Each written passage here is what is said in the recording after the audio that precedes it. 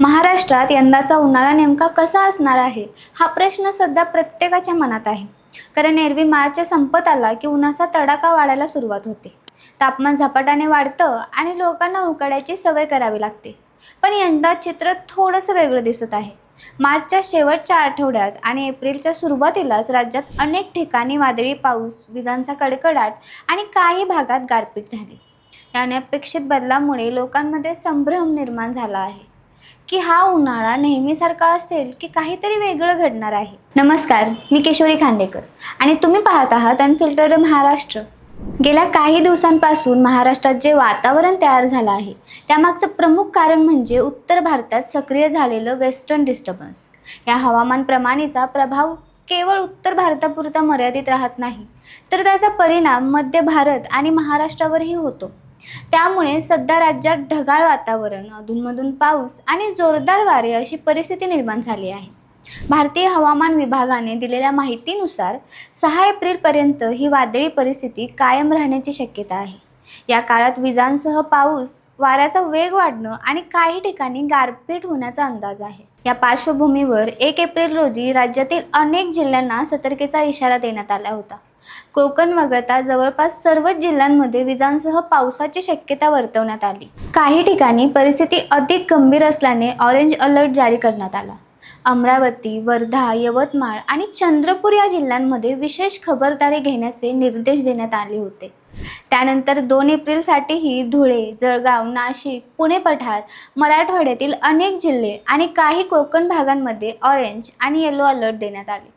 याचा अर्थ स्पष्ट आहे की हवामान पूर्णपणे स्थिर नाही आणि कोणत्याही क्षणी अचानक बदल घेऊ शकतो. पण खरी उत्सुकता आणि चिंता यापुढे सुरू होते. कारण भारतीय हवामान विभागाने केवळ सध्याची परिस्थितीच नाही, तर एप्रिल, मे आणि जून या संपूर्ण उन्हाळ्याचा अंदाज जाहीर केला आहे. या अंदाजानुसार एप्रिल महिन्यात महाराष्ट्रात सरासरीपेक्षा जास्त पावसाची शक्यता आहे. मात्र इथे एक महत्त्वाची गोष्ट लक्षात घ्यायला हवी की एप्रिल महिन्यात एरवी पावसाचं प्रमाण खूपच कमी असतं. त्यामुळे सरासरीपेक्षा जास्त पाऊस म्हणजे मुसळधार पाऊस नव्हे, तर काही ठिकाणी अधूनमधून होणारा हलका किंवा मध्यम स्वरूपाचा पाऊस असू शकतो. या पावसामुळे काही प्रमाणात तापमानात घट होण्याची शक्यता आहे आणि त्यामुळे दिवसाचा उकाडा थोडासा कमी जाणवू शकतो. पण याचा अर्थ असा नाही की उन्हाळा सौम्य असेल. कारण हवामान विभागाच्या अंदाजानुसार एप्रिल महिन्यात दिवसाचं तापमान काही ठिकाणी सामान्य किंवा सामान्यपेक्षा कमी राहू शकतं, पण रात्रीचं तापमान सरासरीपेक्षा जास्त राहण्याची शक्यता आहे. विशेषतः मराठवाडा आणि काही अंतर्गत भागांमध्ये रात्रीचा उकाडा अधिक जाणवू शकतो.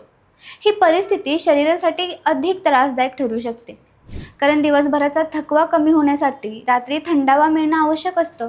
पण जर रात्रीही तापमान जास्त असेल तर शरीराला विश्रांती मिळत नाही आणि त्यामुळे थकवा, चिडचिड, झोपेचा त्रास आणि डिहायड्रेशन सारख्या समस्या वाढू शकतात. त्यामुळे यंदाचा उन्हाळा फक्त दिवसाच्या तापमानामुळे नव्हे, तर रात्रीच्या उष्णतेमुळेही आव्हानात्मक ठरणार आहे. एप्रिल महिन्यात आणखी एक महत्त्वाचा मुद्दा म्हणजे उष्णतेची लाट. हवामान विभागाच्या अंदाजानुसार मध्य महाराष्ट्रात उष्णतेच्या लाटेची शक्यता सर्वाधिक आहे. येथे सलग 7 ते 8 दिवस तापमान अत्यंत वाढलेलं राहू शकतं. दक्षिण महाराष्ट्रातील काही भागांमध्ये जसे की सांगली आणि कोल्हापूर परिसरात 1 ते 2 दिवस उष्णतेची लाट जाणवू शकते. या काळात तापमान अचानक वाढतं, उष्ण वारे वाहतात आणि लोकांच्या आरोग्यावर गंभीर परिणाम होऊ शकतो. एप्रिल नंतर मे आणि जून महिन्यात परिस्थिती आणखी बदलू शकते. या काळात राज्यात दिवसाचं तापमान सामान्य किंवा थोडं कमी राहण्याची शक्यता असली तरी रात्रीचं तापमान जास्त राहण्याचा अंदाज आहे. कोकण, मध्य महाराष्ट्र आणि विदर्भाच्या काही भागांमध्ये हा परिणाम अधिक जाणवू शकतो. त्यामुळे उष्णतेचा ताण सतत जाणवत राहील. या संपूर्ण परिस्थितीमागे एक मोठं कारण म्हणजे पॅसिफिक महासागरात निर्माण होणारी एल निनो किंवा ला निना ही स्थिती. एल निनो म्हणजे पॅसिफिक महासागराच्या पृष्ठभागावरील पाण्याचं तापमान वाढणं, ज्याचा परिणाम जगभरातील हवामानावर होतो. साधारणपणे एल निनोच्या काळात काही भागात दुष्काळ पडतो, तर काही ठिकाणी पावसाचं प्रमाण वाढतं. या उलट ला निना स्थितीत वेगळे परिणाम दिसून येतात. यंदाच्या परिस्थितीकडे पाहिलं तर एप्रिल ते जून या कालावधीत एल निनो पूर्णपणे सक्रिय होण्याची शक्यता कमी आहे आणि परिस्थिती न्यूट्रल राहण्याचा अंदाज आहे. म्हणजेच हवामान पूर्णपणे एका ठराविक पॅटर्नमध्ये राहणार नाही. कधी पाऊस, कधी उकाडा, कधी ढगाळ वातावरण अशा मिश्र स्वरूपाचा अनुभव येऊ शकतो. त्यामुळे हवामान अधिक अनिश्चित आणि बदलत राहणार आहे. या अनिश्चिततेचा सर्वात मोठा फटका शेतकऱ्यांना बसू शकतो. कारण वादळी पाऊस, गारपीट आणि अचानक होणारे हवामान बदल यामुळे पिकाचं मोठं नुकसान होण्याची शक्यता आहे. आधीच काही भागात नुकसान झालं आहे आणि पुढील काही दिवसातही अशीच परिस्थिती राहिल्यास शेतकऱ्यांसाठी ही मोठी चिंता ठरू शकते. यामुळे सामान्य नागरिकांनीही अधिक सतर्क राहण्याची गरज आहे. विशेषतः दुपारी 12 ते 3 या वेळेत बाहेर जाणं टाळावं. या काळात तापमान सर्वाधिक असतं आणि शरीरावर ताण येतो. जर बाहेर जाणं आवश्यक असेल तर डोक्यावर टोपी, डोळ्यांसाठी गॉगल आणि सनस्क्रीनचा वापर करावा. शरीरात पाण्याची कमतरता होऊ नये म्हणून नियमित पाणी पिणं आवश्यक आहे. जरी तहान लागली नसली तरी ताक, लिंबू सरबत, कोकम सरबत, ORS यांसारखी पेय शरीरासाठी फायदेशीर ठरतात. यामुळे शरीरातील इलेक्ट्रोलाइट संतुलन राखलं जातं. हलकं, सुटसुटीत आणि फिकट रंगाचे कपडे घालणं योग्य ठरतं. आहारात ताज्या फळांचा समावेश करावा, जसे की कलिंगड, खरबूज, संत्री, द्राक्ष, आंबा आणि डाळिंब. या फळांमध्ये पाण्याचं प्रमाण जास्त असतं आणि शरीराला थंडावा मिळतो. त्याचबरोबर प्राण्यांचीही काळजी घेणं आवश्यक आहे. त्यांना सावलीत ठेवा आणि पुरेसं पाणी द्या, कारण उष्णतेचा परिणाम फक्त माणसांवरच नाही तर प्राण्यांवरही होतो. या सगळ्या गोष्टी लक्षात घेतलं तर स्पष्ट होतं की यंदाचा उन्हाळा साधा आणि सोपा नसणार आहे.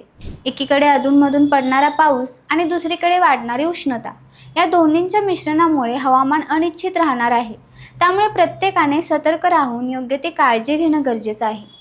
निसर्ग आपल्याला वेळोवेळी इशारा देत असतो आणि हे बदल त्याचाच एक भाग आहेत. त्यामुळे हवामानाकडे दुर्लक्ष न करता त्यानुसार आपल्या दिनचर्येत बदल करणं हीच खरी शहाणपणाची गोष्ट आहे. तुम्हाला जर हा व्हिडिओ आवडला असेल तर चॅनलला लाईक करा, शेअर करा आणि सबस्क्राईब करायला विसरू नका. धन्यवाद.